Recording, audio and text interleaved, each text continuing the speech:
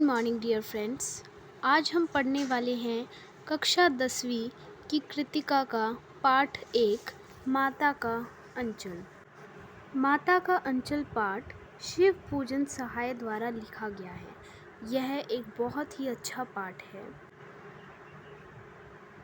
इसमें शिव पूजन सहाय जी लिखते हैं कि जहाँ लड़कों का संग तहाँ बाजे मृदंग, जहाँ बूढ़ों का संग तहाँ खर्चे का तंग। कि जहाँ पर लड़के इकट्ठे होते हैं वहाँ पर तो मृदंग होता है, एक वाद्य यंत्र, बजाने वाला यंत्र होता है। तो इनके कहने का तात्पर्य ये है कि जहाँ लड़के इकट्ठे होते हैं वहाँ पर शोर होता है, और जहाँ पर बूढ़े यानी कि बुज़ुर्ग आदमी इकट्ठे होते हैं वहाँ पर वो सिर्फ खर्चे का तंग यानी कि खर्चे की ही बातें करते रहते हैं कि इतना खर्चा हो रहा है, इतना हो रहा है। तो जहाँ पर लड़कों का इकट्ठा होता है झुंड तो वहाँ पर शोर होता है, और जहाँ पर बूढ़े बुजुर्ग आदमियों का झुंड इकट्ठा होता है वहाँ पर खर्चे का ही तंग चलता रहता है। शिव पूजन सहाय जी कहते हैं कि हमारे पिता तड़के उठकर निबट नहाकर पूजा करने बैठ जाते थे। हम बचपन से ही उनके अंग लग गए थे। माता से केवल दूध पीने तक का नाता था।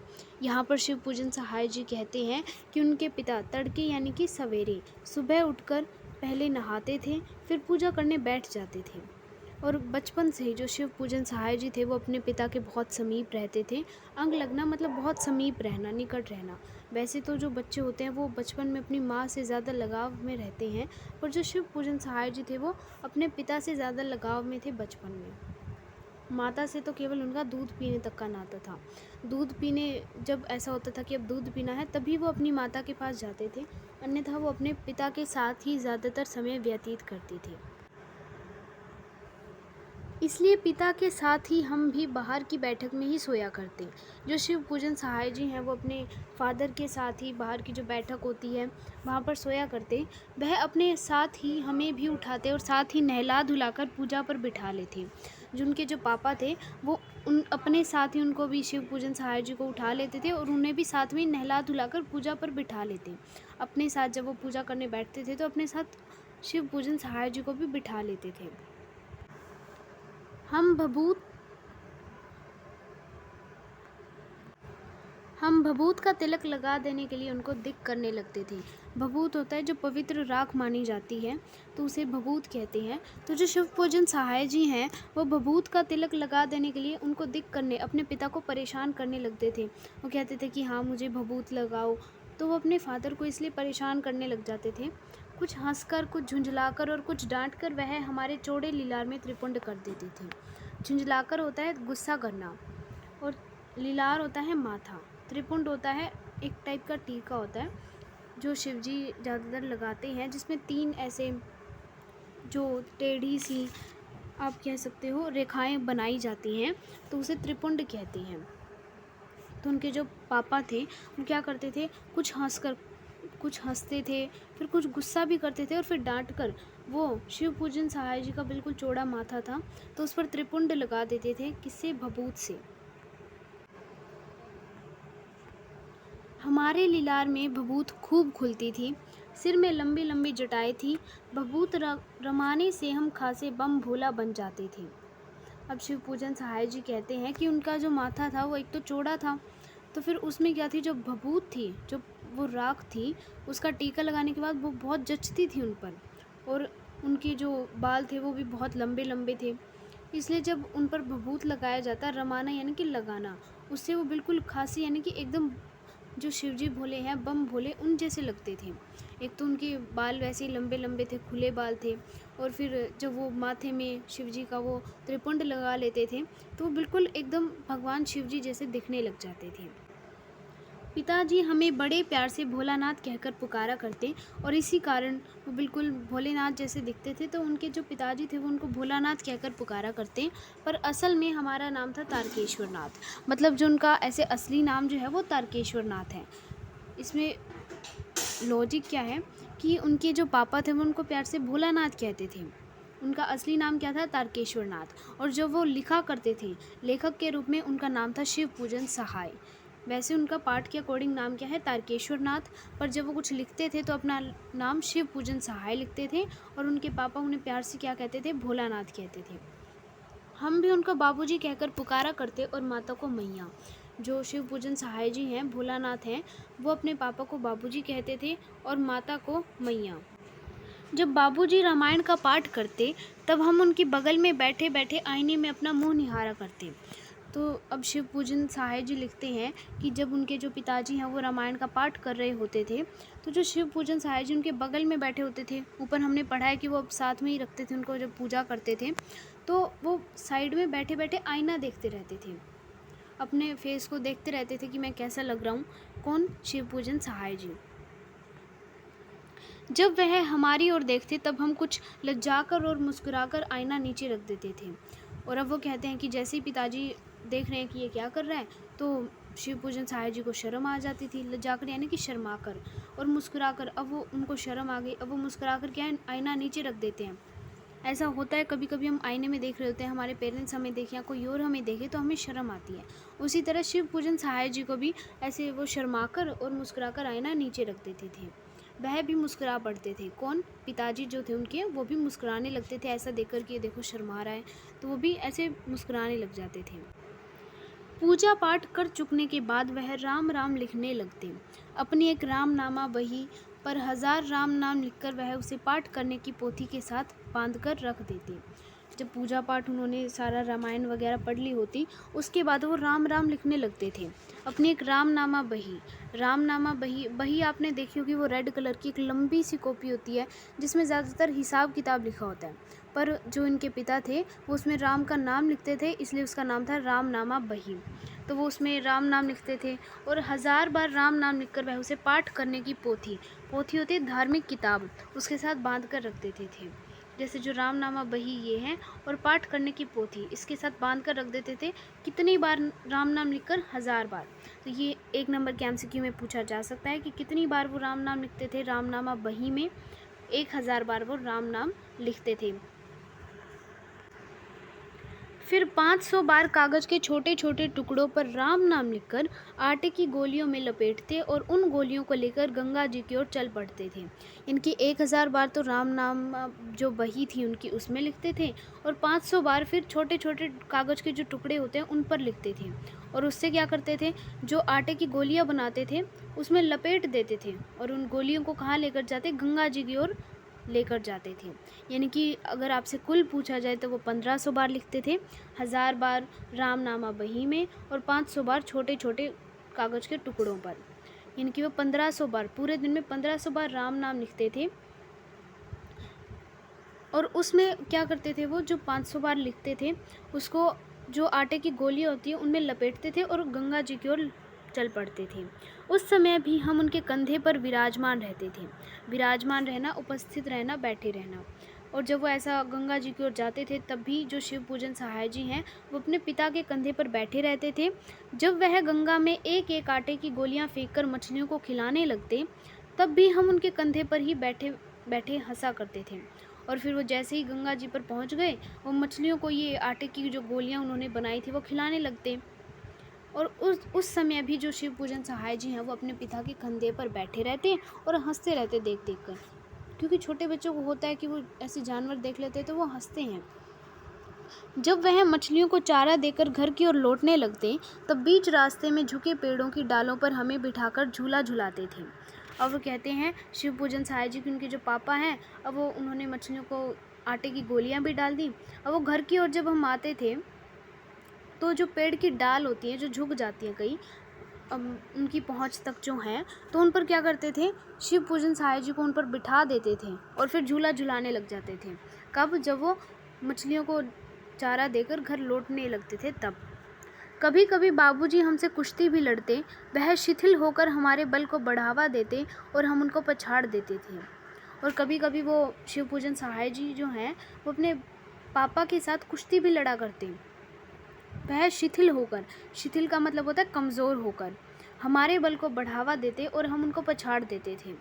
तो जो शिव पूजन सहाय जी के फादर हैं, जब उनके साथ कुश्ती लड़ते थे तो वो खुद कमज़ोर होकर शिव पूजन सहाय जी के बल को, भाई हाँ इसमें तो बहुत दम है, मैं तो कमज़ोर पड़ रहा हूँ, ऐसे उनको होता है ना कि छोटे बच्चों के साथ जब फाइट होती है तो जो बड़े होते हैं वो यही एक्टिंग करते हैं कि वो कमज़ोर हैं। तो उसी तरह जो शिव पूजन सहाय जी के पिताजी हैं वो भी इसी तरह एक्टिंग कर रहे हैं कि वो कमज़ोर हैं, और इस तरीके से जो शिव पूजन सहाय जी हैं वो अपने पापा को पछाड़ देते हैं, हरा देते थे। यह उतान पड़ जाते, इनकी जो उनके पापा हैं वो फिर पीठ के बल लेट जाते और हम उनकी छाती पर चढ़ जाते थे। फिर जो शिव पूजन जी हैं वो उनकी छाती पर चढ़ जाते, अपने पिता की छाती पर। जब हम उनकी लंबी लंबी मूछें उखाड़ने लगते, यानी कि फिर वो अपने पापा की लंबी लंबी जो मूछें थी उनको ऐसे खींचने लगते, तब वह हंसते हंसते हमारे हाथों को मूछों से छुड़ाकर उन्हें चूम लेते थे। फिर वो उनको उनकी मूछों पर जब ऐसे खींचने लगते तो उनके जो पापा हैं उनके हाथ मूछों से छुड़ाकर उन्हें चूम लेते थे। फिर जब हमसे खट्टा और मीठा चुम्मा मांगते तब हम बारी बारी कर अपना बायां और दाहिना गाल उनके मुंह की ओर फेर देते थे। फिर उनके फादर जो कहते थे खट्टा चुम्मा दो, मीठा चुम्मा दो, फिर वो बारी बारी अपना बायां और दाहिना गाल उनके तरफ कर देते थे। बाएं का खट्टा चुम्मा लेकर जब वह दाहिने का मीठा चुम्मा लेने लगते तब अपनी दाढ़ी या मूछ हमारे कोमल गालों पर गड़ा देते थे। फिर जब उन्होंने ऐसे कर लिया उसके बाद वो क्या करते थे, जो दाढ़ी या मूछ जो थे वो उनके गालों पर, शिव पूजन सहाय जी के गालों पर ऐसे गड़ाने लग जाते थे। उससे क्या होता, हम झुंझलाकर फिर उनकी मूछें नोचने लग जाते। फिर जो शिव पूजन सहाय जी जब वो छोटे थे, जब उनके पापा उनकी ऐसे दाढ़ी गड़ाने लग जाते, फिर जो शिव पूजन सहाय जी वो क्या करते, गुस्से से उनकी मूछें नोचने लग जाते, फिर से उनकी मूछें खींचने लग जाते। इस पर वह बनावटी रोना रोने लगते और हम अलग अलग खड़े खड़े खिलखिलाकर हंसने लग जाते। और इस पर जो उनके पापा हैं वैसे बनावटी रोना कि हाँ ऐसे नाटक कर रहे हैं, भाई हाँ मैं रो रहा हूँ, शिव पूजन सहाय जी को लग रहा है हाँ वो सच में रो रही हैं। इस वजह से वो अलग अलग खड़े बिल्कुल ऐसे हंसने लग जाते कि हाँ मैंने तो इनको कुश्ती में भी पछाड़ दिया, अब ये रो भी रहे हैं, तो वो हंसने लग जाते इस तरीके से। उनके साथ हंसते हंसते जब हम घर आते तब उनके साथ ही हम भी चौके पर खाने बैठते थे। अब जैसे ही वो घर आ गए, अब वो चौकी यानी कि रसोई घर होता है उसमें खाने बैठ जाते थे अपने पापा के साथ। वह हमें अपने ही हाथ से फूल के कटोरे में गोरस और भात सान कर खिलाते थे। अब जो उनके पापा हैं वो अपने हाथ से फूल के कटोरे यानी कि कांच के कटोरे में दूध और गोरस यानी कि दूध, भात यानी कि चावल सान कर मतलब मिलाकर, उनके जो पापा हैं कांच के कटोरे में दूध और चावल को मिलाकर खिलाते थे, अपने हाथों से उनको खिलाते थे। जब हम खाकर अफर जाते तब मैया थोड़ा और खिलाने के लिए हट करती थी। अब जैसे मेरा पेट अधिक भर गया तो उससे क्या होता था, फिर मैया जो थी वो कहती थी थोड़ा और खिलाऊंगी।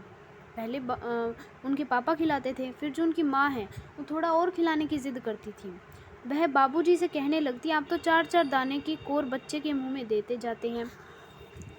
वो उनके पापा से कहती उनकी माँ कि आप तो 4-4 दाने यानी कि ज़रा ज़रा से दाने, उनके कोर होता है टुकड़े, यानी कि ज़रा ज़रा से टुकड़े बच्चे के मुंह में दे रहे हैं। इससे वो थोड़ा भी खा रहा है फिर भी उसको लग रहा है कि वो बहुत खा रहा है। आप खिलाने का ढंग नहीं जानते, बच्चे को भर मुंह कोर खिलाना चाहिए, बच्चे को इतना टुकड़ा खिलाना चाहिए कि उससे उसका मुंह भर जाए पूरा। यानी कि उसकी जो मम्मी है उनके पापा से कहती हैं कि आपको तो खिलाना नहीं आता, आप तो इसको थोड़ा थोड़ा खिला रहे हो, छोटी छोटी बाइट। फिर वो बहुत सारी बाइट्स हो जाती हैं, भले वो थोड़ा खा रहे हैं पर उसको लग रहा है बहुत खा लिया मैंने। तो आपको भर मुँह ऐसे इतने टुकड़े खिलाने चाहिए कि उसका मुँह पूरा भर जाए। जब खाएगा बड़े बड़े कोर तब पाएगा दुनिया में ठोर। अब उनकी माँ कहती हैं जब ये बड़े बड़े कोर यानी कि बड़े बड़े टुकड़े खाएगा तभी तो ये दुनिया में स्थान पाएगा, वरना कौन ऐसे इसको पूछेगा। इसको थोड़ा ताकतवर बनाओ, स्ट्रॉन्ग बनाओ, तभी तो ये दुनिया में अपना स्थान बना सकता है। अगर ऐसे छोटे छोटे टुकड़े खिलाते रहोगे तो ये स्ट्रॉन्ग कैसे बनेगा। देखिए मैं खिलाती हूँ, मर्दों क्या जाने कि बच्चों को कैसे खिलाना चाहिए, और महतारी के हाथ से खाने पर बच्चों का पेट भी भरता है। अब उनकी माँ कहती है कि आदमी मर्द थोड़ी जानता है कि बच्चों को कैसे खिलाना चाहिए, महतारी यानी कि माँ के हाथ से खाने पर बच्चों का पेट भी भरता है। भाई आदमी थोड़ी खिला सकता है बच्चों को, आदमी को थोड़ी खिलाना आता है। यह कह वह थाली में दही भात शांति और अलग अलग तोता मैना कबूतर हंस मोर आदि के बनावटी नाम से कोर बनाकर यह कहते हुए खिलाती जाती कि जल्दी खा लो नहीं तो उड़ जाएंगे, पर हम उन्हें इतनी जल्दी उड़ा जाते थे कि उड़ने का मौका ही नहीं मिलता था। फिर जब उनकी माँ उन्हें खिलाने लगती तो वो क्या करती, थाली में दही भात को मिला देती थी, यानी कि दही और चावल को मिला देती और अलग अलग ऐसे बर्ड्स के नाम जैसे तोता, मैना, कबूतर, हंस, मोर आदि के बनावटी नाम से कोर बनाकर ऐसे उनका टुकड़ा बनाया और कहते ये तोता है, ये मैना है, ये कबूतर है, ये हंस है। ऐसे बनावटी होते थे वो। जैसे छोटे होते हैं बच्चे तो उनको ऐसे ही खिलाया जाता है कि ये तोता है, इसको जल्दी से खा लो नहीं तो ये उड़ जाएगा। उसी तरह जो उनकी माँ जो थी शिव पूजन सहाय जी की, वो भी क्या कर रही थी, अलग अलग ऐसे तोता, मैना, कबूतर, हंस, मोर आदि के बनावटी नाम से टुकड़े बना रही थी कि इन्हें जल्दी जल्दी खा लो नहीं तो ये उड़ जाएंगे। पर जो शिव पूजन सहाय जी थे वो उनको इतनी जल्दी खा रहे थे, उनको उड़ने का मौका ही नहीं मिल रहा था। जब हम सब बनावटी चिड़ियों को चट कर जाते थे, यानी कि जब हम सब बनावटी चिड़ियों को ख़त्म कर जाते थे, बनावटी चिड़ियों किसको बोला गया है, टुकड़ों को, जब हम उनको खा जाते थे, ख़त्म कर जाते थे, तब बापूजी कहने लगते, अच्छा अब तुम राजा हो, जाओ खेलो। तब उनके बापूजी क्या कहते थे, अब तुम राजा हो, अब तुम शक्तिशाली हो गए हो, स्ट्रॉन्ग हो गए हो, अब जाओ खेलो। बस हम उठकर उछलने कूदने लगते थे। फिर वो ऐसे उछलने कूदने लग जाते। फिर रस्सी से बंधा हुआ काठ का घोड़ा लेकर नंग धड़ंग बाहर गली में निकल जाते थे। फिर वो रस्सी से बंधा हुआ काठ का, यानी कि लकड़ी का एक घोड़ा होता था, ऐसे खिलौने टाइप का, वो रस्सी से बंधा हुआ होता था। फिर वो उसे ऐसे ही लेकर, मतलब कपड़े भी ना पहने, ऐसे बाहर गली में निकल जाते थे। उस टाइम क्या था, वो छोटे थे तो ऐसा कुछ था नहीं, तो बिना कपड़े ही ऐसे बाहर चले जाते थे। एक लकड़ी का घोड़ा जो रस्सी से बंधा हुआ था उसे लेकर ऐसे ही बाहर चले जाते थे। जब कभी मैया हमें अचानक पकड़ पाती, तब हमारे लाख छटपटाने पर भी एक चुल्लू कड़वा तेल हमारे सिर पर डाल ही देती थी। फिर जो उनकी माता जी थी, जैसे ही वो बाहर गए तो उनकी जो माता जी हैं वो उनके पीछे पीछे अचानक उन्हें पकड़ लेती और उनके लाख झटपटाने यानी कि से हलचल करते हैं। जब बच्चों को ज़बरदस्ती गोदी में ले लिया जाता है तो वो हलचल करने लग जाते हैं, तो बहुत झटपटाते। फिर भी जो उनकी माता हैं वो उन पर चुल्लू कड़वा तेल, यानी कि थोड़ा सा कड़वा तेल, यानी कि सरसों का तेल उन पर डाल ही देती थी।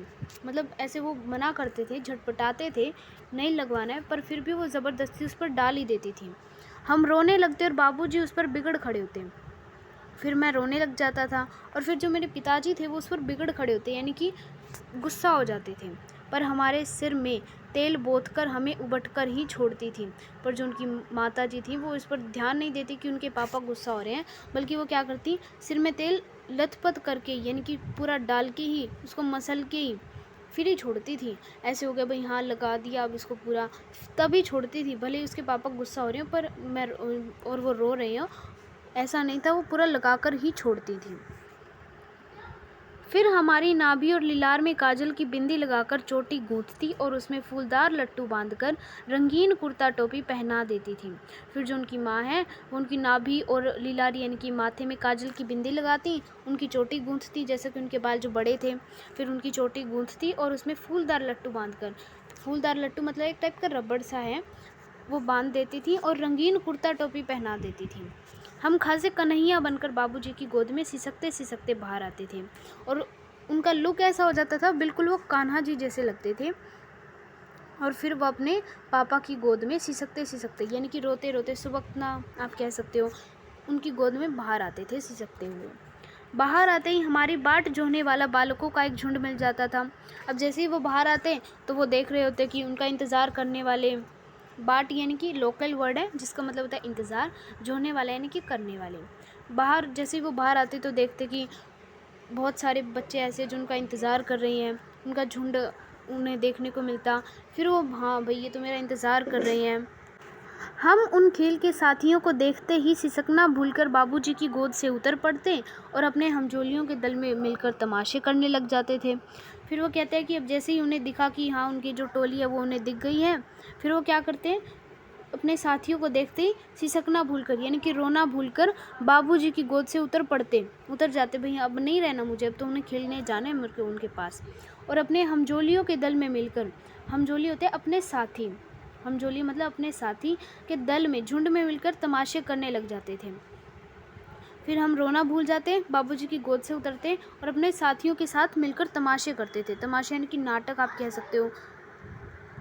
तमाशे भी ऐसे वैसे नहीं, तरह तरह के नाटक। चबूतरे का एक कोना ही नाटक घर बनता था।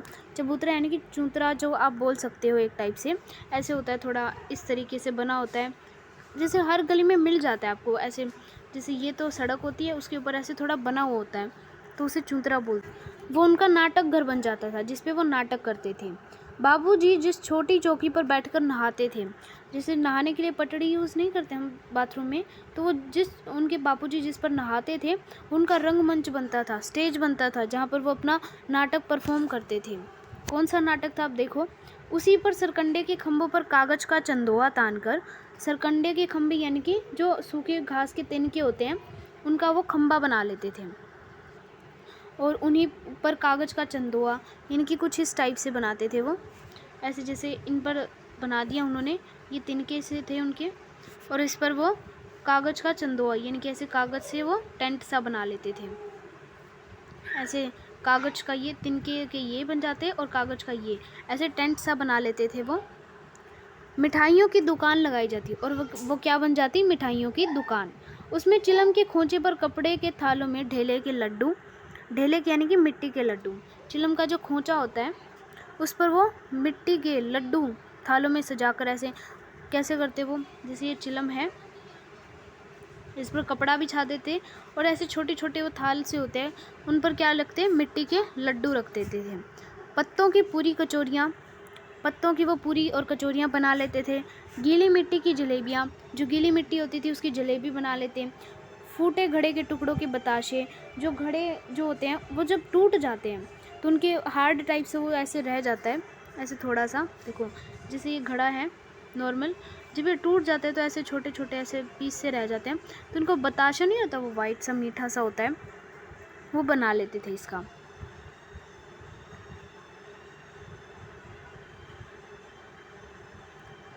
और आदि मिठाइयाँ सजाई जाती, ऐसे वो बहुत सारी मिठाइयाँ सजा लेते, मतलब मिट्टी के लड्डू, पूरी कचौरियाँ, गीली मिट्टी की जलेबियाँ और ये फूटे घड़े के टुकड़ों के बताशे, ऐसे बहुत सारी मिठाइयाँ बना लेते और वो सजा देते।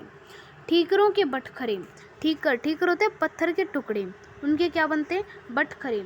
बटखरे क्या होते हैं, जो वजन मापने के लिए वस्तु नहीं होती, जिसे अब तो नहीं आती हैं वो, पहले जो लोकल दुकान होती हैं उन पे क्या पता अब मिल जाएं, तो ऐसे बटखरे होते हैं, उन पे लिखा होता है 50 kg और ये होता है 100 kg का हो गया। तो पत्थर के जो टुकड़े होते थे उनके वो बटखरे बना लेते थे कि हाँ जो वजन माप तोलने में यूज़ हो जाए। और जस्ते के छोटे छोटे टुकड़ों के पैसे बनते, जस्ते यानी कि कोई भी धातु हो गई, जैसे लोहे के जो छोटे छोटे टुकड़े हो गए, उनके क्या बनते थे, पैसे बना देते थे। हम ही लोग खरीदार और हम ही लोग दुकानदार, हम ही लोग तो दुकान करते थे और हम ही लोग खरीद लेते थे उसमें से। बाबूजी भी 2-4 गोरखपुरी पैसे खरीद लेते थे, जो फिर बाबूजी की एंट्री होती है वहाँ पर। बाबूजी क्या करते, 2-4 पैसे खरीद लेते उनमें से चीज़, भाई 2-4 पैसे की मुझे ही दे दो। अब जैसा ही उन्हें दिखता कि बाबूजी की एंट्री हो रही है, फिर वो क्या करते, मिठाई की दुकान बढ़ाकर मतलब बंद करके, फिर वो क्या करते, मिठाई की दुकान को बंद कर देते और हम लोग घरौंदा बनाते थे। घरौंदा यानी कि घर बनाने लग जाते। फिर वो धूल की मेंढ दीवार बनती, जो धूल थी उसकी ऊंची उठी हुई दीवार बनती, जैसे धूल की ऊंची दीवार बना देते और तिनकों का छप्पर लगा देते, जो तिनके होते हैं उनका छप्पर बना देते, ऊपर छत होती है। दातुन के खंबे, जो दातुन होती है उसके खंबे बना लेते फिर वो। और दिया सलाई यानी कि माचिस की जो पेटी होती है, जिसे इस तरह से जो माचिस होती है उसके किवाड़ बना देते वो, ऐसे उनको खड़ा करके गेट बना देते थे उसका। घड़े के मुहड़े की चूल्हा चक्की, जो घड़ा होता है ऐसे होता है, घड़ा का मुंह ये होता है, इसकी क्या बनाते हैं वो, चूल्हा चक्की। ऐसे थोड़ा रह जाता है, जब ये टूटता है ना तब देखा करो, थोड़ा सा ऐसे रह जाता है, तो इसकी वो चूल्हा चक्की बना लेते हैं। दिए की कढ़ाई, जो दिया होता है उसकी उन्होंने ऐसे छोटी छोटी चीज़ें तो थी, इसकी कढ़ाई बना लेते वो। बाबूजी की पूजा वाली आचमनी होती है वो कड़छी जो होती है, नहीं आचमनी होता है जो घी डालने वाली जो चम्मच होती है, आचमनी घी डालने वाली चम्मच होती है, वो छोटी सी ऐसे घी डालने के लिए वो यूज़ होती है, तो उसको वो कड़छी बना लेते हैं। पानी के घी, धूल के पिसान, पानी का वो घी बना लेते हैं। धूल जो होती थी उसकी पिसी हुई चीनी बना लेते हैं। हम लोग जुनार, फिर इस तरह वो दावत तैयार कर लेते थे। जुनार मतलब दावत। हम ही लोग जुनार करते और हम ही लोगों की जुनार बैठती थी। हम हम ही दावत करते थे, मतलब बनाते भी खुद ही और हम ही लोग वहाँ पर दावत करते थे और हम ही बैठ जाते थे वहाँ पर खाने के लिए। जब पंगत बैठ जाती थी, पंगत यानी कि लाइन आप कह सकते हो एक तरीके से, तो जब लाइन बैठ जाती थी पूरी इस तरह दावत के लिए, तो बापूजी भी धीरे से आकर पात के अंत में, फिर बापूजी भी उस लाइन के धीरे से आकर लाइन के अंत में बैठ जाते, जीमने के लिए, भोजन करने के लिए बैठ जाते थे। फिर धीरे से बापूजी भी आ जाते। फिर जैसे ही उन्होंने देखा अब फिर से बापूजी की एंट्री हो रही है, फिर वो क्या करते, हंसकर और घरौंदा बिगाड़कर भाग चलते थे। ऐसे हंसकर शर्मा गए, भाई बापूजी भी देख रहे हैं हमें, तो फिर वो हंसकर घरौंदा यानी कि पूरा घर जो था वो बिगाड़कर भाग चलते थे। वह भी हंसते हंसते लोटपोट हो जाते और कहने लगते, फिर कब भोज होगा भोलानाथ। वो जो उनके पापा थे, फिर वो भी हंसते हंसते लोटपोट हो जाते कि देखो मुझे देखकर कैसे शर्मा रहे हैं लोग। वो भी ऐसे लोटपोट हो जाते और फिर कहने लगते, फिर भोजन कब होगा भोलानाथ, कि अब तो बनाई है तुमने, ये बिगाड़ दिया, अब कब करोगे भोजन। तो आज के लिए इतना ही, नेक्स्ट पार्ट आपका जल्दी अपलोड हो जाएगा। Till then stay safe, thank you.